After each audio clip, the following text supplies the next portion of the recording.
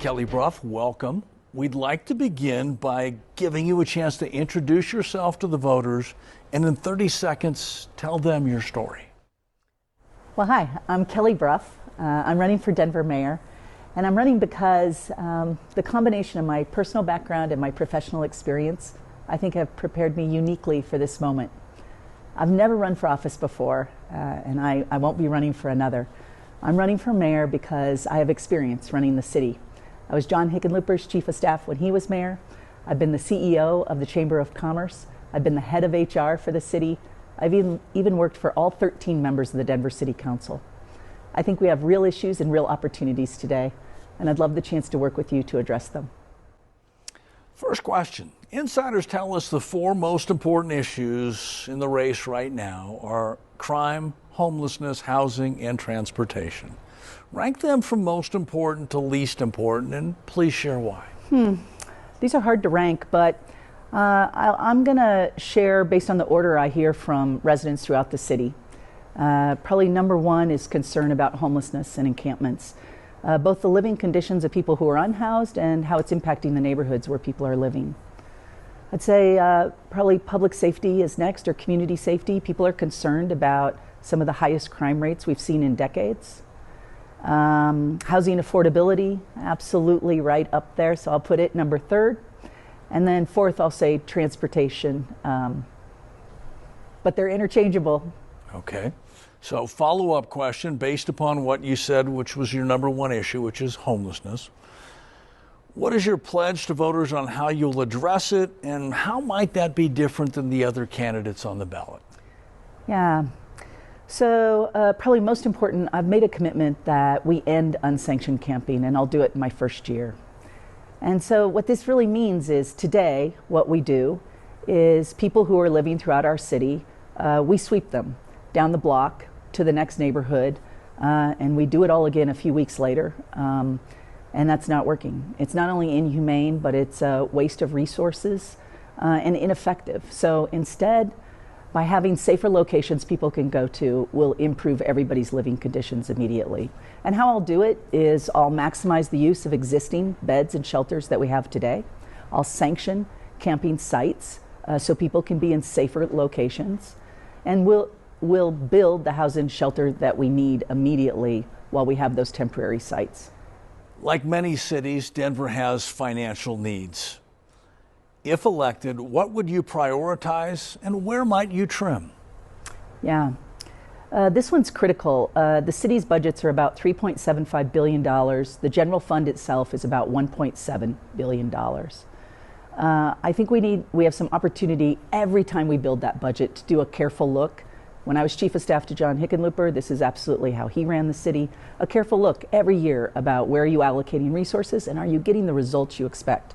I think our $254 million that we're spending on HOST, our housing, which is a department that didn't even exist when I was chief of staff, really requires a careful look to say, are we getting the results we want with those dollars? As you know, Denver's a wonderfully diverse city. If you're elected by the people of Denver, will you make a commitment to ensure that your administration reflects this diversity? And if yes, how? Yes, I've done it in every position I've been in. The best teams, I'm going to hire the best talent, and the best talent is diverse. It comes from many different backgrounds, and you make better decisions, and you have a better team. I've always done it. I'll do it again. After this election, Denver City Council has the potential for a significant change. How are you planning to work with a new council if you're elected, and what will that relationship look like? You know, I think I'm unique in this regard because in my career I worked for all 13 members of the City Council. I have deep respect for the legislative branch, and when I was the head of HR, deputy chief of staff, and chief of staff in the Hickenlooper administration, we had a philosophy and approach for working with council, and it was great.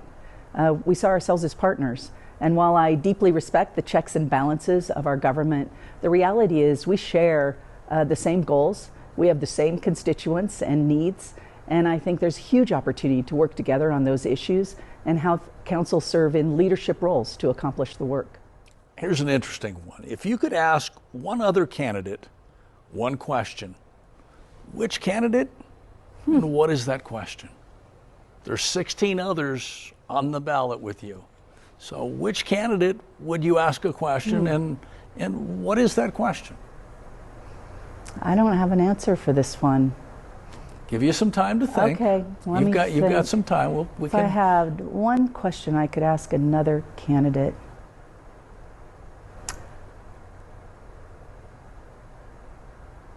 I suppose I would ask, we have a number of candidates, so I'm not going to pick an individual, but we have a number of candidates who have served. I'm going to push back because others have tried this, and I've asked them, because they want to ask one question to the entire group. I'm giving you some time here, but there's got to be one candidate where you want to know something. Which candidate is it, and what do you want to ask them? Yeah.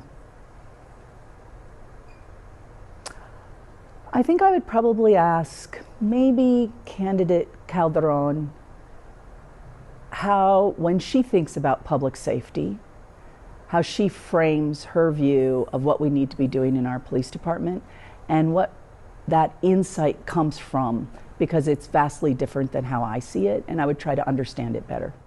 Okay, that's fair. And we know that was not an easy question. Yeah. This is a chance to get to know you behind the scenes a little bit. What's the last book you read and why? And what do you do for fun? Yeah. So first I'll say I'm dyslexic, and a lot of people think because you're dyslexic you don't read. I love to read. I'm just not as fast as you maybe. But the last book I read this last year was called The Personal Librarian, and I am telling everyone to read it. It's based on a true story of J.P. Morgan's personal librarian, and it's a beautiful story about an incredibly successful woman. She was a woman of color, but no one knew it. She was passing. And I think it gives you great insight into her life, her impact, but also the challenges she faced because of that. And follow, what do you do for fun? What do I do for fun? I ride my bike a lot. I've commuted to work for 30 years on my bike, and it is the place I get my head straight. So in about 90 seconds now, we're going to give you a chance for a closing statement. What do you want voters to know about you? Please talk to them here. You know, we talk a lot about what we're going to do, but I think how we work is just as important. So I suppose what I would share with you is how I go about the work if I were your mayor. How I do it today is I look for vastly different views, why people see the world so differently, and I bring them together. I look at data and use experts. I try to learn from our history and learn from other cities so we can make decisions to really solve problems. I think this is why 5 sitting mayors in the metropolitan area have endorsed my homeless plan. They agree. We can't make progress on that issue unless we all work together. I think it's why former manager of safety and police officer Al LeCabe and Denise Maez, who's a former executive of the ACLU, and Bill Ritter, a former district attorney and governor of the state of Colorado, have all endorsed my public safety plan. They agree. We have to come together. And that's just what I would do as your mayor.